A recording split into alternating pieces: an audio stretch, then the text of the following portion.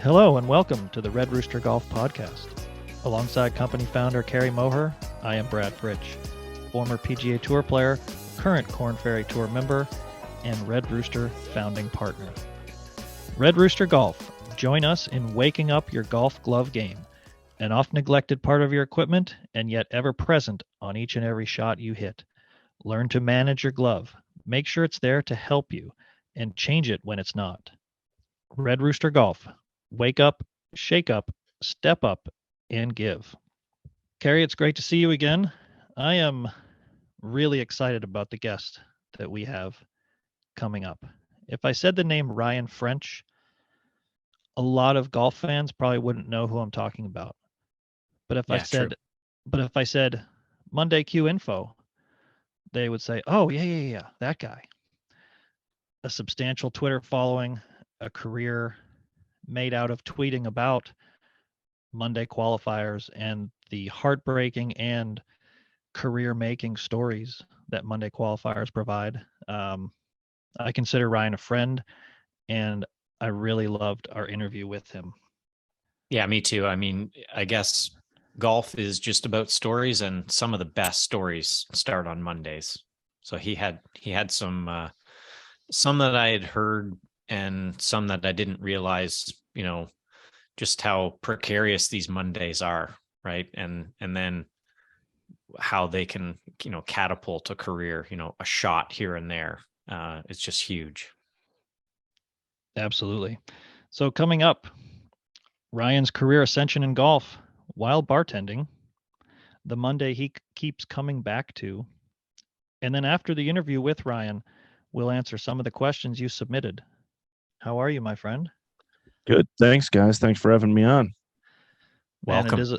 it is a pleasure. You are a fast riser in the world of Crazy. professional golf, and I love talking to you. I think we've only met a couple of times in person, but we certainly text and direct message and all that stuff. I'm sure you do with a lot of different players, but you and I seem to have a nice relationship going on, and I enjoy it. Yeah, fair enough. The best kind. Yeah. And Brad is always good about, there's a lot of players that don't send their negative thoughts to me. They just send like positive, and Brad's like, "Hey man, you're wrong on this or that or whatever." It's good. It's good. It's very good. I'd love to get a player's perspective, both from good and bad. I enjoy Honesty. saying, I think I do it better. I think I do it better than that. I think I say, Ryan, have you considered this perspective instead of That's you're fair wrong? I enough. mean, I've been married for a long time, so I know how to steer the conversation a certain way. Ryan, let's get right into it, man. What's your background in golf? When did you start playing? How did you start playing? Yeah, I grew up, guys, on a golf course. I was born on a golf course, and I don't tell this on too many podcasts, but so we were watching the Stanley Cup Finals, and I was 8 years old, 6 years old, 6 years old, I think, and our TV started on fire, and we never got it fixed. So my parents didn't have a TV for like 30 years. They weren't like against TV or anything. It was just like, oh, we'll get it fixed next week, we'll get a new one the following week. And we never got it fixed. And so like I just grew up without a TV. And so the golf course was my backyard. We lived on the city course where I grew up in northern Michigan. And so like I was bored basically. And I played golf. My dad played golf, introduced me to the game. And that was my introduction. And I played junior college golf, if there is such thing as a good junior college golf program. I did played there, and then I tried to walk on at a 4-year school, Michigan State, and that was my wake up call that there's a lot better players in the world than me. And I give a lot of credit to my dad. Took it for granted forever.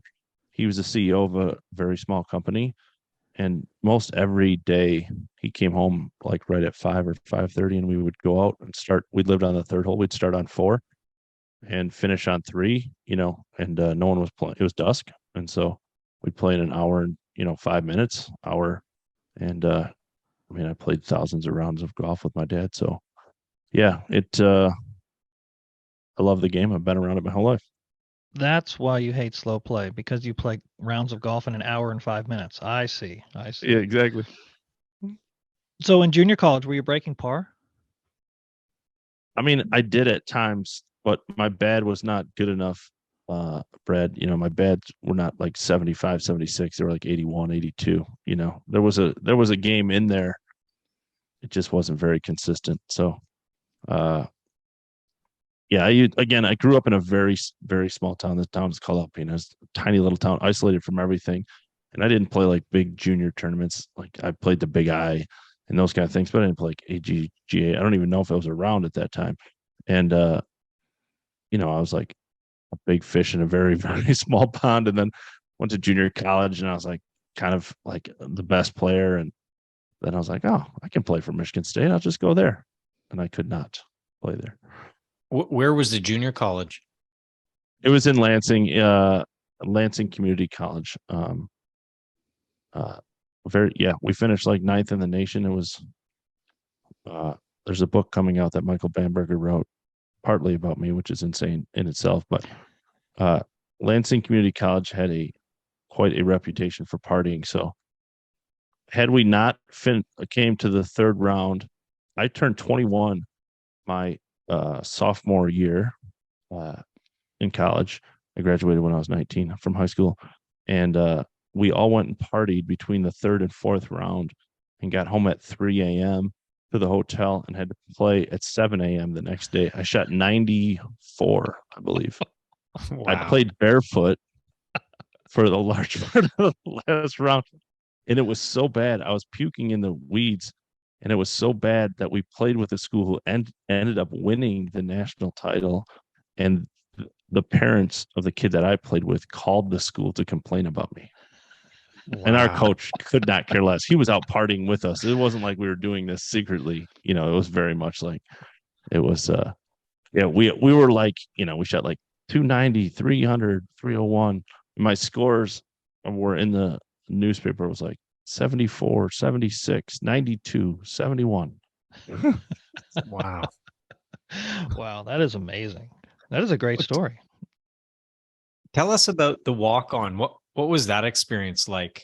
Like, was it a series of tournaments? And I'm just curious to hear like how out of your element you were. Yeah, they had a qualifying tournament, and the first Michigan State has two courses. There's one East course is relatively easy. It's easy, and then the West course is difficult. And I played the East course and shot like, I don't remember, like 75, 76, but I didn't play terrible. And everybody else was like, man, I played terrible, shot 72 or 73. I was like, oh, maybe this isn't for me. And then I went to the West. I did not play well. Again, like my bad was just like 80, and I was like, but I didn't play. I don't know what I shot, 78 or something.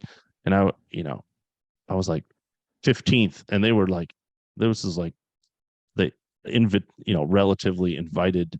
You had to meet some sort of, they didn't just like let anyone, it wasn't an open thing. I was like, 15th or 20th. And I was like, yeah, I don't know. I didn't play too bad. So maybe this isn't for me, So Ryan, after college, what did you do for work initially? Yeah. So I was in the restaurant business my whole life. I ran a group of restaurants in the Detroit area. I've always been a golf nerd, guys. So like back to the no TV part of it is, I'm sure you guys remember, like all the golf scores used to come in on the newspaper on Monday morning. And I remember like looking at Nationwide or whatever it was called, Ben Hogan or whatever tour. And then Golf Week, my dad used to get Golf Week, and they used to have all the mini tours in there. And I remember looking and saying like, oh, I remember so-and-so, Eric Booker or whatever. He played on tour for a year. Now he's playing the Grey Goose tour or the JC, the Golden Bear tour or whatever. So I was just always a golf nerd. And then I stayed in, I knew, from my experience in college that there was a lot of good golfers out there, but I didn't know. And I knew that mini tours existed and those kind of things, but I didn't know like the world of mini tour life. And then fast forward a few years, my dad and I used to go on a caddy trip a year. And that's kind of my initiation into this world that I cover now. And as Brad knows, way better than I. It was the Canadian Tour, a very, very good mini tour back in the day. Prior to that, was the first year we went. Is the Canadian Tour in near Toronto. Do you remember what course or what town it was in? It was just outside. So it turned into the Jane Rogers, Brad, because I caddied for Ryan Yip when he won the Jane Rogers. Okay. And that was not our first year, but when he won, if I remember correctly, it was a new course, and it wasn't called the Jane Rogers the prior year. So, Gotcha. like Wes Heffernan was out there, and Oh yeah. Graham was out there dominating, and those kind of guys. So, I mean, and I used to tell the story is my dad and I used to camp, and that was our tradition. So we'd go and camp, and it was a public campground, and I went into the public restroom like the morning of the like first day, and there was a player in there, and I was like, "What the hell is he doing here?" Like, Here is the like, introduction to how you became fully immersed in it. A yeah, player I was who's like, camping. Yep. yeah, I was just like, I never really thought like of the outside life. Like, I knew that the players playing on that tour, or a lot of them, were very, very good and could play or would go on to play on the PGA Tour, but I didn't ever really think of the outside life and how it made it work. And I was like, "What the hell are you doing here?" And he was like, "Yeah, I just pull my camper around and play." And I would give anything to remember what that guy's name was, because I don't. And and it was like, oh shit, this is like the outside life became just as interesting as the talent that was out there. Right. And those stories have been out there for a long time. It's cool that you kind of got a firsthand look. I remember rooming with three different guys. As soon as we get in the hotel room, we put all the chairs up on top of any furniture so that they're not on the floor, so that we have more room to sleep on a couple guys get the floor, a couple guys get beds, just stuff like that. And you see it over and over. I remember one guy in Virginia, we played a Canadian Tour event at the University of Virginia golf course, and he slept in his van in the parking lot of the event, and Yeah. nobody thought anything of it. They're like, "Oh, is it comfortable?" Guy said, "Yeah, it is." Okay. Just Yeah. move on. Like the things that players at that level have to do to kind of scrape by to continue playing and get their shot is yeah, the list is long. So Yeah. when did I, when I did you start your Monday Q account? A Case of the Golf One, which is yeah. quite possibly the least informative Yes. Twitter handle for how big the Twitter handle is. I don't know if Yes. that makes sense, but yes, A Case It's of the the Golf worst One is handle. It's the worst handle in golf. It's not close. It might be the worst handle in Twitter for anyone that like has made this a thing, because it makes no sense whatsoever. But I'll explain the story. Um, It's intriguing. I was in I was in the I was in the restaurant business, and married, and two kids, and our then almost 2 year old Jackson uh, was vomiting every day of his life, most every day, but he wasn't sick. We couldn't figure out what was wrong with him. Went to a million doctors. Finally, they were like, we don't know. He must have a brain tumor.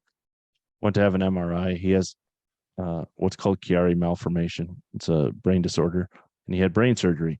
And so, my wife was the nurse, held our health care at the time. So I was like, well, I'm just going to take FMLA. I don't know if that is that a thing in Canada, well, in the US, FMLA, Explain. you can, if you have something, you can leave your job and they have to hold it, basically. Yeah. And so I took FMLA with every intention of going back, but I was taking care of a 4-year-old and a pretty sick 2-year-old, and so I was like, I'm just gonna have something adult to do, and continued to be a golf nerd all these years, reading and following many tours. After those caddy trips, I was more involved, and then I won with Ryan caddying, and then he invited me out to Q school to caddy. So I'd had like a lot of experiences. So, and I'd really kind of learned, the outside life. And so I had a 4-year-old and a 2-year-old, and I was like, I need something for me to do. Like, I'm going to go insane watching, cartoons all day. And I'd worked basically my whole life. And I was like, oh, I need to figure out something to do. Wearing sweatpants and a sweatshirt every day, get like, whoa, where's my life right now? And so I started it and literally had no intention of ever being on a podcast like this, like not zero. Now I'm saying less than zero ever thinking this would be a thing. And the handle, so my idea was a case of the Mondays, okay? And put that in, and I knew nothing about social media. And a case of the Mondays is too long. You can put whatever you want in your name part of it, but you can't, your handle itself has a character limit. And I was like, oh. And then I tried a case of the golf, and that was taken somehow. And then Twitter suggested a case of the golf one. And I was like, well, 30 people are going to follow this. It doesn't matter. Like, it's meaningless. Click yes, boom. And I don't know. Here I am somehow. I looked it up before we recorded this. 124,200 followers, Wow. which I think I remember when you had 10K, 15K, 20K. Yeah. Yeah. And the organic growth has been amazing. I don't know if you've kept track of it. I remember when you reached 100K, you were kind of overwhelmed. I remember that it was maybe a year ago, something like that. But yeah, the organic growth and just people who flock to hear the stories and to get your inside look at every Monday qualifier. Like, you're the guy that everyone calls, texts, and messages about. Hey, did you hear this happened on the seventh hole? And he was going to walk off, and now he qualified. Like, how many of those stories have you had? I mean, so many. Back to the number of followers I have. I remember calling my wife on the way home when I got 1,000, and 1,000 might as well have been 1 million. Like, I was like, I mean, again, just zero expectations when I started this, less than zero. And I was like, holy honey, I have 1,000 followers. And she's like, oh, it's great. Like, what is this? And then, I mean, she supported me for 3 years while I tried to figure out how to like turn this into a business. But yeah, I mean, I think, Brett, on a much more serious answer to that is I hope that I've gained the trust of players enough that I'll handle stories, whether it's controversial or funny or tough or whatever, that I've earned the trust of players, caddies, mothers, sisters, or I get stories from a large, myriad of people. Is that I hope that I've handled it correctly as I've gained, like, as I've gone and written more stories and those kind of things. I've written negative stories. I've written about the cheating incident and those kind of things, and those are more difficult. But at the end of the day, yeah, I mean, I get stories endlessly. I mean, there's a lot of stories that people are like, oh, this is crazy, and then it's not that crazy. But yeah, I hope I've gained the trust of players and caddies and those kind of things, that I'll handle it correctly. Ryan, like I've been following you for a while. Obviously, like Monday qualifiers have always been interesting to me, but I guess like there was no context, right? It was always just like, here are the scores. And then like you're providing like all this backstory, and you start to realize like just that idea of someone popping out of the back seat of a Cadillac and stepping to the front. I mean, there's all these, different stories, but like, how long have you been truly kind of like, covering it, in depth, and over that period, like how much has it changed the Monday qualifiers? Because like, are there fewer of those types of stories now? Like, it's Monday qualifiers are really like going through a big sort of shift. Yeah. I mean, like keeping stats and those kind of things, like after the account started. So basically 5 years, Okay. like keeping stats. But I kind of did what a lot of fans do, is I used to, well, what they do now. So I used to look at Monday qualifiers, but I didn't really think of like, I mean, I knew some of the stories and those kind of things, but I didn't really look in depth. I would always go like, oh, Steve Allen, he won on the European Tour and he just Monday qualified, and those kind of things. But I didn't really think of stories and, how they got there and those kind of things. So 5 years has been kind of the more like what the scores and those things changed. I mean, Brad might have a better idea. I think there seems to be the scores themselves haven't changed. Now it seems to be a little bit of shift. It's kind of shifting back now as the popularity of golf has gone, but courses seem to be a little bit better. So the scores haven't changed that much, even though the players have. I would say I went back and looked at the field of a couple 5-year-old Monday qualifiers. I think the field is a little bit deeper, and I'll say, and Brad can confirm or not, is I would say that Corn Ferry Mondays are probably harder than PGA Tour Mondays. PGA Tour Mondays have a lot of veterans who are on the backside of their career. It's a limited field. Corn Ferry Mondays often played on worse courses. That brings the field together. And most everyone that signs up for a Corn Ferry is on the upswing. There's definitely players who sign up that have no chance, but they're mostly 24 to 26-year-olds. There's not many people who are on the backside of their career playing Corn Ferry Mondays, and so I think the talent from top to bottom is probably better at Mondays. I mean, stories like Ryan Gerard last week, and listen, he had a decorated career. It's not like he came out of the blue. I mean, he played at North Carolina, so he's a good college player, but those are the ones that keep guys going or going to Mondays in general. They're like, I said it after Ryan finished fourth at the Hondas, like what I've always respected about a lot of players that are at Mondays or in mini tours is they believe they belong on the PGA Tour, and there's plenty of players who have no chance to be there, but they still believe it. And so Ryan or Doc Redman or whatever, Corey Connors, that just draws people to Monday qualifiers.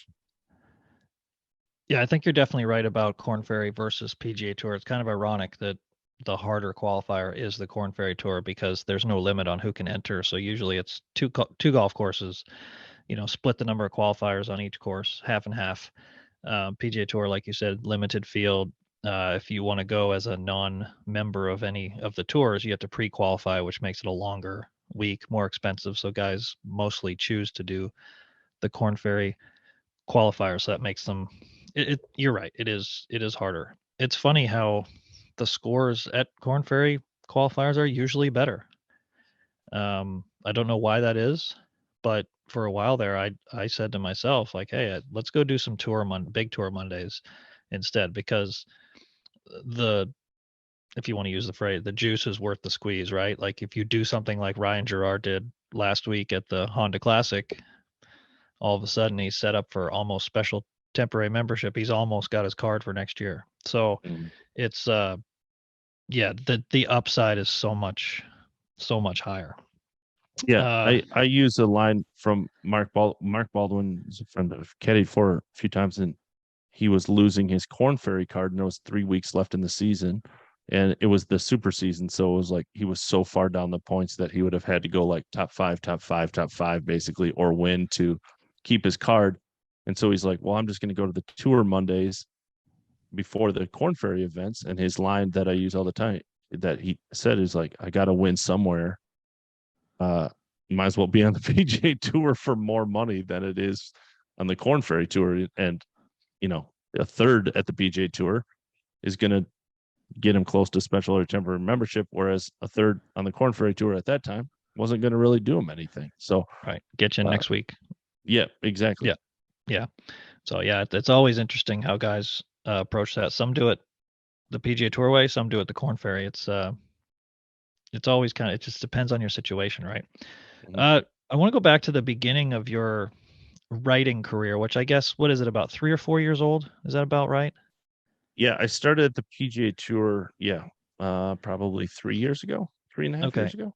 Who'd you lean on at first for your writing? Like just for experience and how to approach people and how to, I don't want to say keep secrets, but how to, keep sources confidential, Yeah, but make them seem, reliable and stuff like that. Who'd you lean on at first?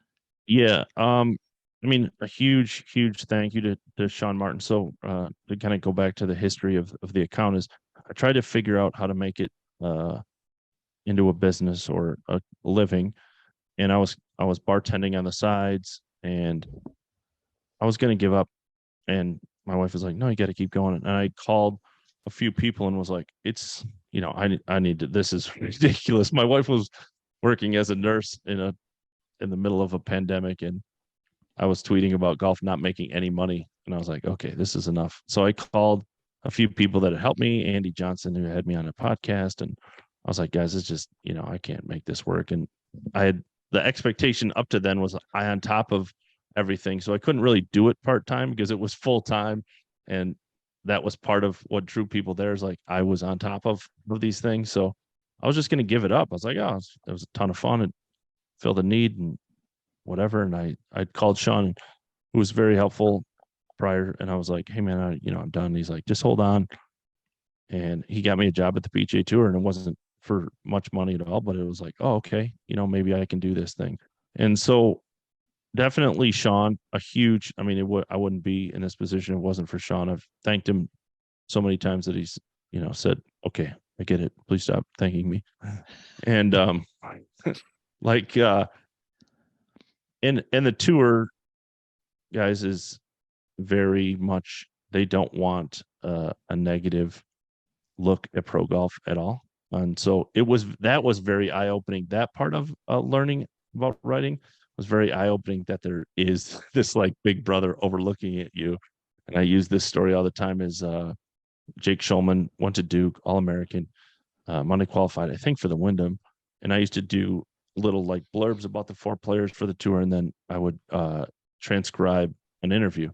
And I got Jake on the phone, and I was like, "Hey, Jake, you're an All American, but you've struggled, and all of a sudden you've won a mini tour event, and won a state open, and you Monday qualified. What happened?" And he just went on this like long 5-minute thing. He's like, "Pro golf isn't all I cracked up to be. I'm missing my girlfriend's birthday, and I miss my mom's retirement, and all my friends are moving on, and he's like, quite frankly, I'm thinking about quitting, and I'm playing better because I don't care," basically.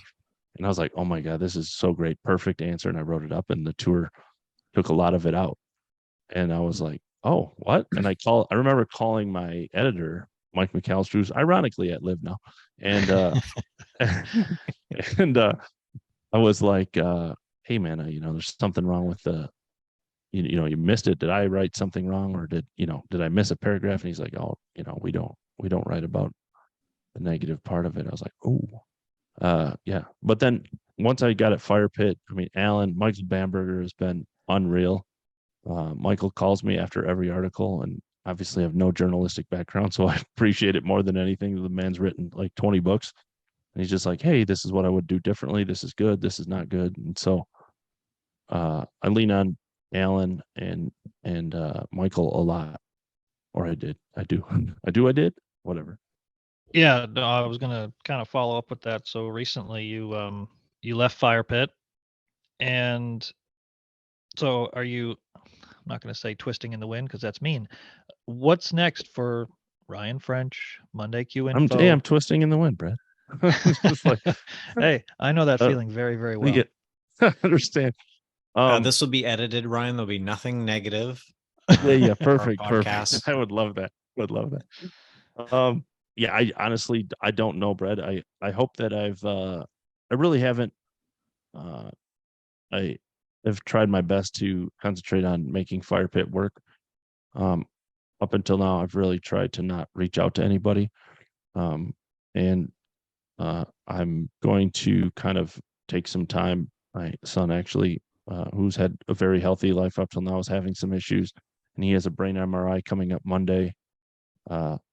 So I'm going to take some time with my family, and then I would hope that I have some opportunities. I think I've done enough to have some opportunities, but I don't know that. And I mean, I don't think it's going to end, but if it did end tomorrow, like it would be like, I say it all the time, guys, is if I made a list of the craziest things that have happened, like I thought would happen, none of the things that have actually happened would be on there.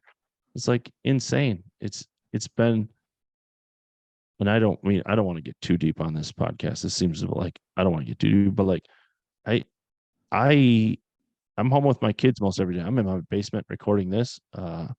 I get to see my kids every day, drive them, make my own schedule.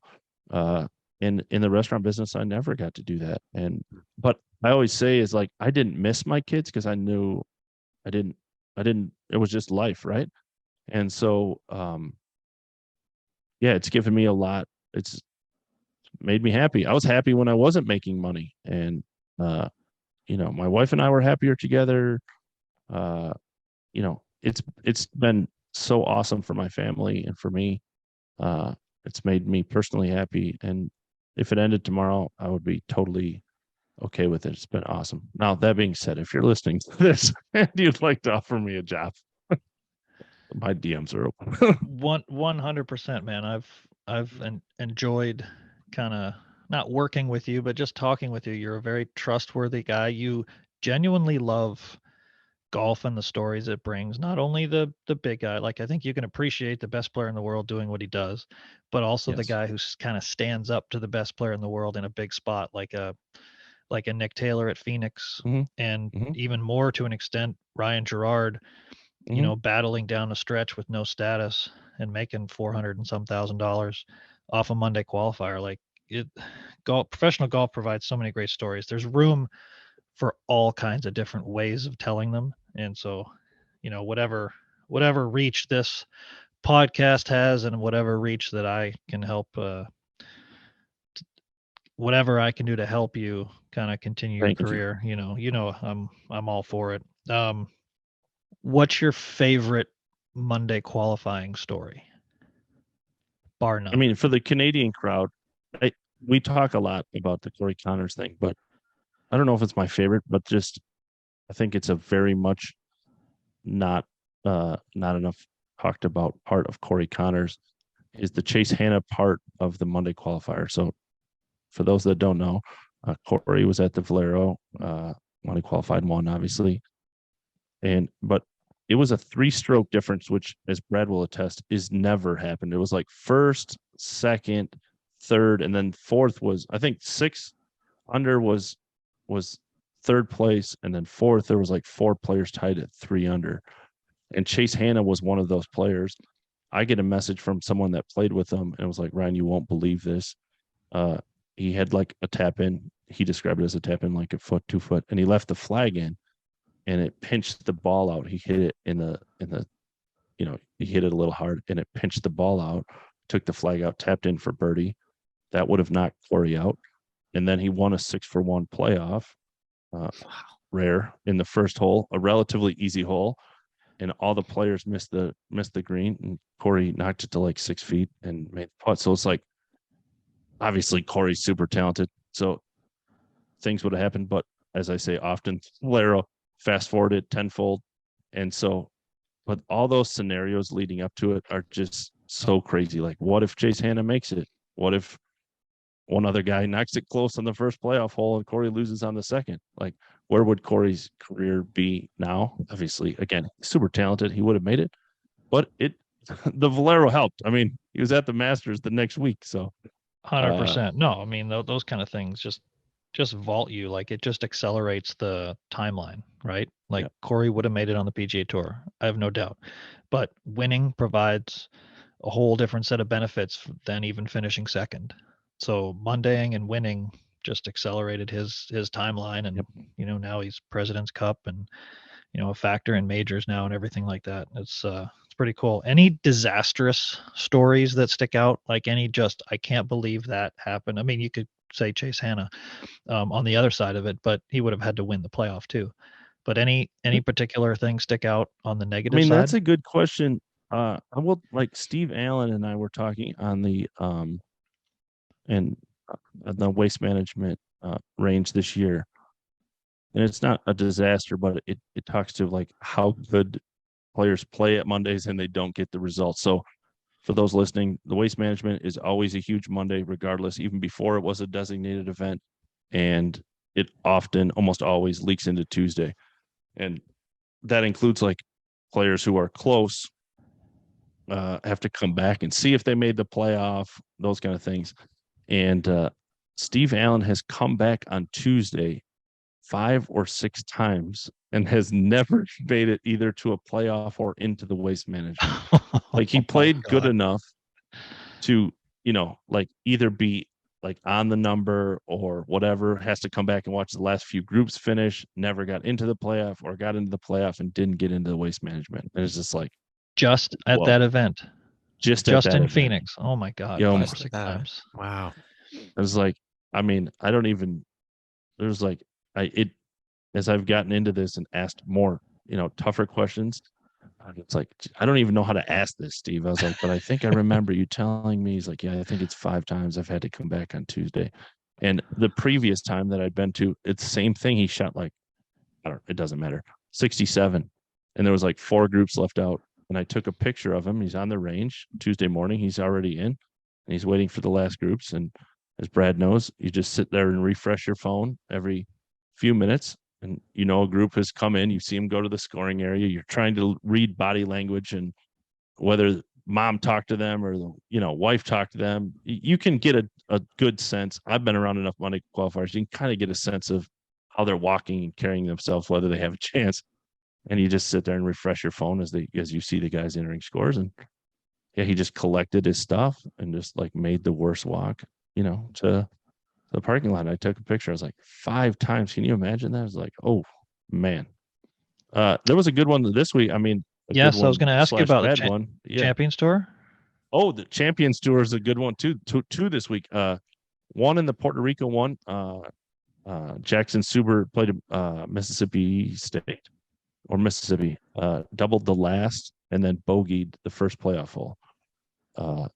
And so doubled the last to get into a playoff. Yeah, doubled the last. So Tuesday, not only that, Brad, Tuesday morning, he was the only one who came back. So for those that don't know, if you don't finish and you don't have a chance, you just don't come back the next morning. He was the only person to come back, and he was 6 under or 7 under. He was already inside the number. He had to play even the last 2 holes, and he birdied. No, sorry, he was at 6. He had to birdie to. He had to play even to get in, and like getting clean. He makes birdie on the first hole and doubles the second hole to fall into the playoff, and then bogeys the first playoff. Oh my God! Wow. And his coach sent me a message, and I was getting updates from people on the ground. They're like, "You have any updates?" I was like, "Yeah, kind of. Not great." But the champions won too. Terrible.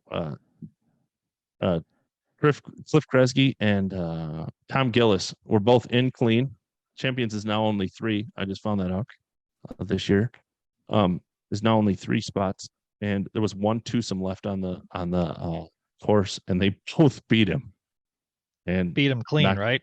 Yeah, beat him clean. No playoff. So you're in all day, however many groups there were, and then the last group comes in, and you're out with no play. I mean, at that point, you're thinking like worst case scenario, I'm in a playoff. One of these guys might shoot, wow. And both of them have the second and third best round of the day and knock him out. It's hard, man. It's a hard way to do it. It's one day.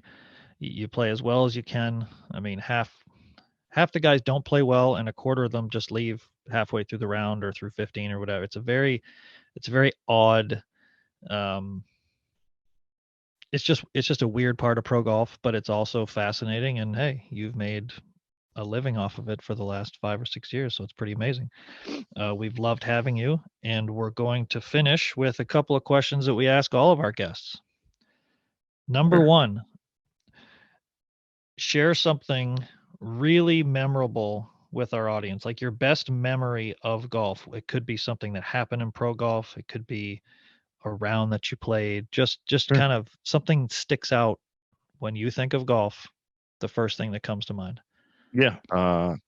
My dad just passed away, had dementia for a long time. And so I've told the story a lot lately. I was 17, playing in the men's club championship at my home club. And I was in a 3-hole playoff to win it. And on the 3rd hole, right behind our house, ironically, my dad and I had a pretty good argument as far as like what club to hit on the 3rd playoff hole. And I relented. I think, if I remember correctly, I relented just to shut my dad up and hit 6 instead of 5 or 5 instead of 6. I can't remember. And I hit it to like 2.5 inches and won the club championship. That's awesome. I would totally remember that. I fired Yeah. my dad as a caddy in the pro event in the middle of an Yeah. event once. So your father's Nice. story is more successful, a more successful story. That's awesome. I gotta have Brad on to tell them how we fired his dad's story. For sure. I've got a lot of dad stories, and they're all funny. They're all funny. Yeah. Carrie, you're next. What's a feeling that golf brings to you, whether that's, these evening rounds at dusk, or whether it's, flushing a 2-iron, or, stiffing a short wedge? What is the feeling that keeps bringing you back to golf? I mean, I think I'll take it from I hate to say that I'm a journalist, but I guess I am. Like, a journalistic feeling is like, I love writing these stories, and like, there's not a time that I don't have a conversation with Brad, or conversation with another player, or a caddy, that I'm like not genuinely interested in this. Like that, I hope that's what comes across in my account and my writing is like, and what I've done in the first part of my career with Fire Pit is they never said anything to write or not write or whatever. And so I've always written or done shows or done podcasts of what I thought was interesting. And so, like, hearing crazy stories or funny stories like Brad just talking about his dad, I would love to hear that story about it firing. Like, it has nothing to do with the people that follow me. I don't like, I've obviously I know what works as content and what doesn't, but like, I'm just generally interested in that story. And I think maybe my instinct is worked. And so I know that other people would love that story. Right. And then it's like, oh, I bet you that's happened a million times by players. So let's have a bunch of players come on. So, like, I just love to hear stories. That's the feeling that gets me up to come down and look at mini tour scores every day. Like, it's not a grind at all. It's like, I'm pretty lucky to do it. I mean, on a playing perspective, I mean, anything. I have the chipping yip, so a good chip is is is is You're so thankful. satisfying. Maybe it's relief more than anything. It's not really satisfaction. It's like, oh, I found the face on the wedge. Somewhere my invitational partner at Orchard Ridge Golf Club in Fort Wayne, Indiana, is nodding his head. I get it. Yeah. I get it. Shout out to Yep. Tyler. Yeah. All right, last question. It's kind of an ode to our Play It Forward program. Do you want to highlight anyone? It could be yourself, because I know you have quite the Play It Forward program. Highlight someone or something or some program that really gives back to golf that you'd like to recognize. I mean, I don't want to make this about my foundation, but I'll tell a story about a kid. I have a foundation that helps high school teams, and I'll tell you about a kid. I just got off the phone with his mother. One of the first high schools that we helped is a secondary school where all the kids who are in the school have been expelled from public schools. And so basically, go to juvie or go here, follow some rules, meet some expectations, and you can get back into it. It's basically a rehabilitation. And this kid, so they started a golf pro. His name's Eric Smith. I mean, shout out to him. We did nothing outside of give him some stuff so he could start a golf program. He did it. And that was 2 years ago. And this young man had been kicked out of his home, taken out of his home. I mean, he was basically a criminal. At 13 years, was, stealing, and, didn't have any social skills and whatever. Went to this, and he wrote me and Eric a nice email, and was like, golf kind of turned my life around. It gave me a purpose to come to school every day. And so he's back with his family for the first time in 3 years. And, he's getting good grades. And I say that all the time, as you guys know, with your awesome program, is like, this has nothing to do with what you shoot. Like, we don't care what you shoot. The game taught me a lot more about life than it did about how to hit a knockdown wedge. That's awesome, man. Yeah, I love what you're doing there. It's It's very cool, and anything that we can do to help support underprivileged, underserved communities, just, get kids into golf and give them a path forward in a game that is a game for a lifetime. It completely is. Shoot, I tried to play hockey the other day. It doesn't work out very well. Golf, I can still play. Like, golf is a game you can play in your 80s. So, Ryan, I truly appreciate you coming on with us. I wish you all the luck in the world. We will do whatever we can to spread the word, to know that you're looking, but I know that you'll have offers coming out of your behind pretty soon, because you love what you do. You're a very genuine guy. You love golf. You love the stories. You love the players, and I think it shows. So, all the best to you, and thank you again. Thanks for having me on. Thanks, Brad. As I said to a lot of players, if conversations that I have with you don't happen, it isn't. And many players, this isn't a thing. So I'm the messenger. So I appreciate it very much. Thanks for having me on. Thanks to Red Rooster. Hold on. Look at this. This is not planted. I swear to God, this is not planted. I was looking at the in my drawer I was grabbing a pen to make a note. And I was like, oh my God, there's my Red Rooster glove. So product placement, Red Rooster glove. Just a cape lying around. Just lying around. Yep. Yeah. You never know when you'll need that. You never know. Exactly. I mean, my clubs are over here. So if I get to work on I get to do an actual grip, All right, Ryan, I appreciate it again. Thanks you. for your time, Ryan. Appreciate it. Love what you're doing.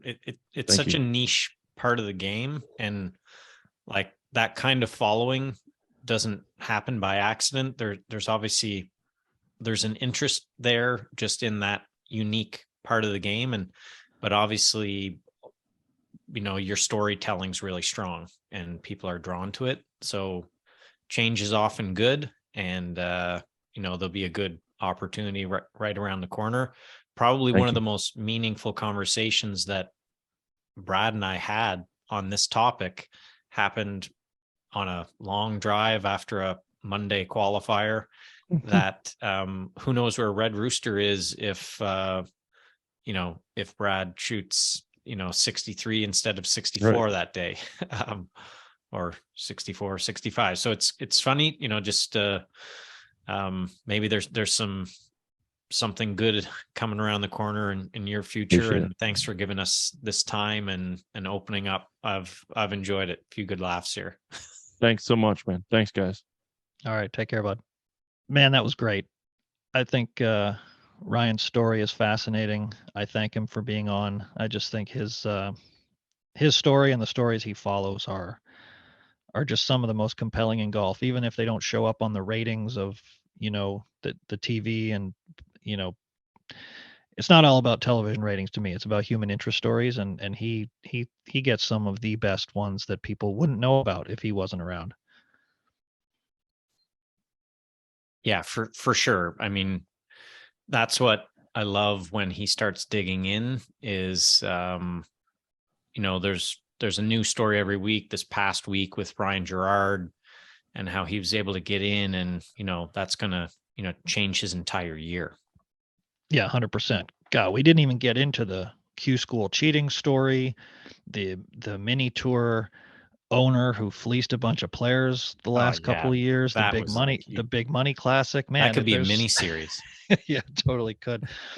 All right, let's change it up a little bit. We're going to answer some listeners' questions. We put it out there last week for anyone to submit any questions that we would answer on the podcast, and any question that we do answer, we're going to throw the questioner a little prize pack.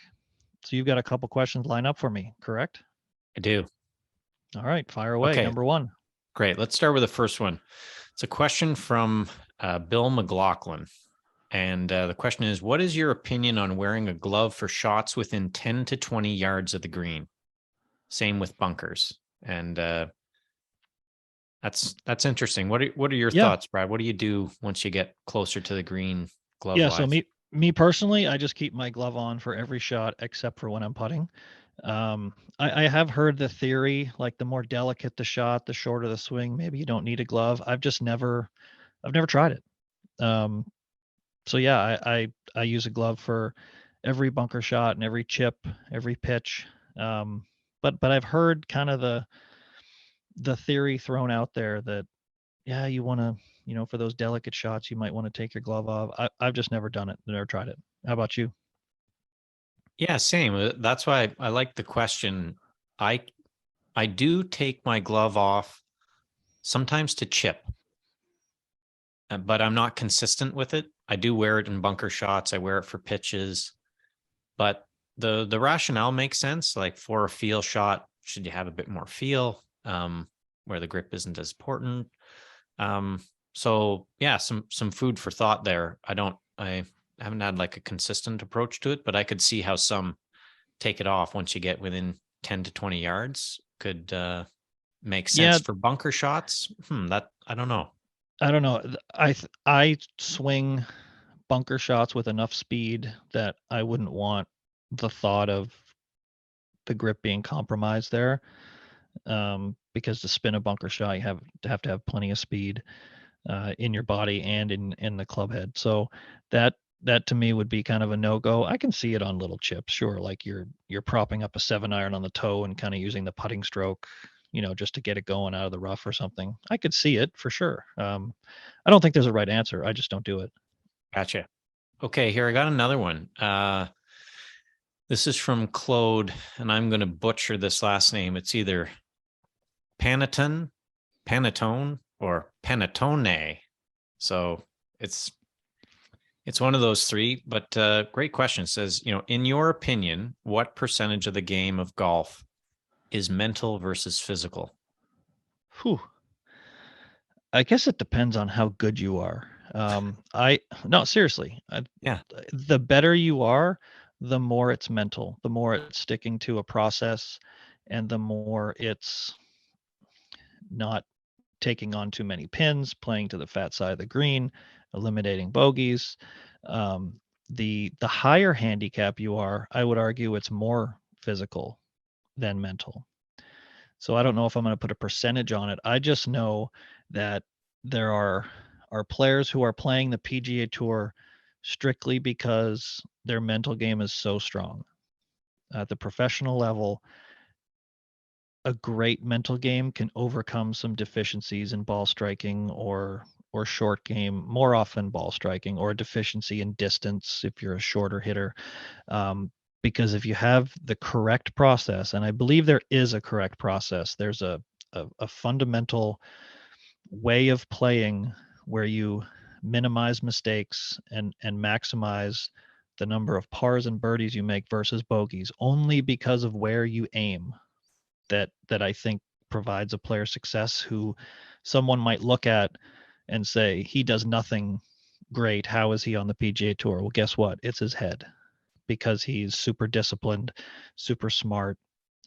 He does a lot of analytics, a lot of math, and just aims in the right spots because everyone's dispersion for bad shots is about the same. Obviously, the better the player, world class player, top 10 in the world, their dispersion is probably a little bit less than a top 50 or 100 or 200 player.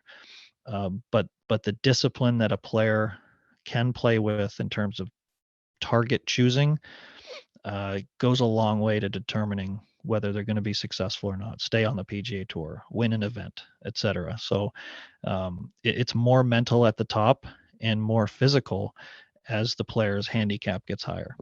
Yeah, that makes sense to me. That was kind of my approach. Like at some point, your mental game can be razor sharp, but if sort of physically, technically you are deficient, you can't make up for that, right? At a certain point. I'm thinking more sort of on the amateur level that there's a lot of discussion these days around the mental game and how you can, work on that. But I think like, you know, 10 plus handicaps, with late razor sharp mental games, still have lots of physical hurdles. But yeah, the further you get along, like when I was caddying in that Corn Ferry event and, watching guys hit it on the range and warm up and how they could execute shots. There was not much separating everybody physically,